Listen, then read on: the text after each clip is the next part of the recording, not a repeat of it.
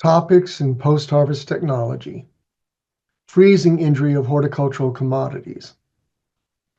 When plant tissues are frozen, ice develops between the cells, causing destruction of cell walls and cell membranes.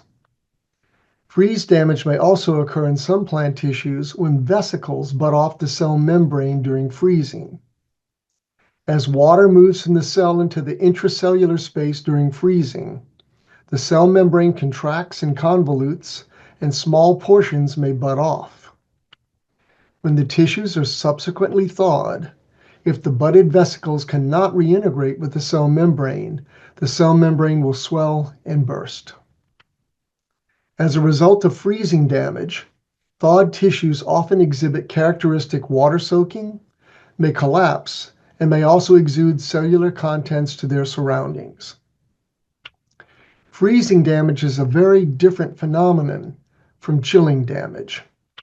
Chilling damage results from a dysfunction of cellular metabolism due to cool, non-freezing temperatures. Here's a photo of some frozen horticultural products. You can see we have bananas, roses, spinach, apples, and navel oranges. They were all frozen at 0 degrees Fahrenheit. In this photo, we see frozen oranges on the left and frozen apples on the right. They're still frozen, so they are rock hard. Here's a frozen apple that has been thawed, and you can see all the liquid that is being exuded from the tissues. If you were able to squeeze this apple, it would feel quite soft. The thawed orange doesn't feel as soft as the thawed apple. The orange is more tolerant to freezing, but because it has been frozen, it's no longer marketable for retail sale. In Florida and in California, if oranges are frozen, they are sent to a juicer to be made into orange juice because the fruit will not hold up to retail shipping and marketing after being frozen. Here are frozen bananas. And here are the bananas after they've been thawed. The peel has turned a nice dark mahogany brown, and the pulp has become very soft and almost pudding-like. A photo of frozen spinach, which actually looks fairly good. However, after it's thawed, all those tissues have collapsed, and you can notice that the tissues have released a large amount of their cellular contents, the clear liquid indicated by the arrow, onto the tray. Here are frozen roses, and the roses after they've been thawed. Once again, the tissues have collapsed dramatically, and of course, the roses are a total loss. A frozen and thawed iceberg lettuce head.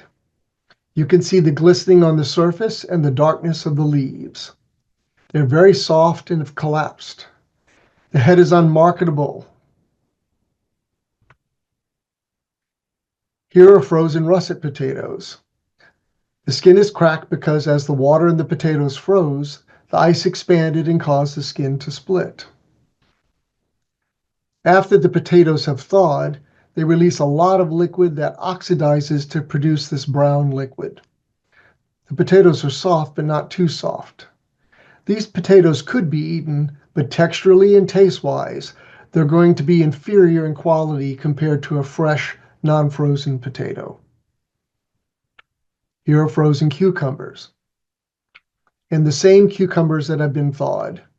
Please note the water soaking of the cucumber tissues and all the liquid that was released from the cucumbers when they were cut open. Freezing point. The freezing point of a commodity is related to its water and soluble solids contents. Soluble solids refers simply to all the sugars, starches, proteins, and minerals that are dissolved in the cytoplasmic fluid of a cell. One must determine the freezing point for each commodity. Here's a table showing the freezing points of select fruits and vegetables. You'll notice that for apples, which are only about 84% water, the freezing point is relatively low, 29.3 degrees Fahrenheit. When you look at lettuce, which is almost 95% water, the freezing point is 31.7 degrees Fahrenheit. Again, in general, the higher the soluble solids content of a commodity, the lower its freezing point. Here we have the same table, but with different commodities. Looking at oranges, notice it's 84.1% water and has a freezing point of 29.3 degrees Fahrenheit. In contrast, for tomatoes, which when ripe are 94.8% water, the freezing point is 31.7 degrees Fahrenheit. Summary points. Freezing injury is distinct from chilling injury, as freezing usually involves the formation of ice crystals which destroy plant cells and tissues.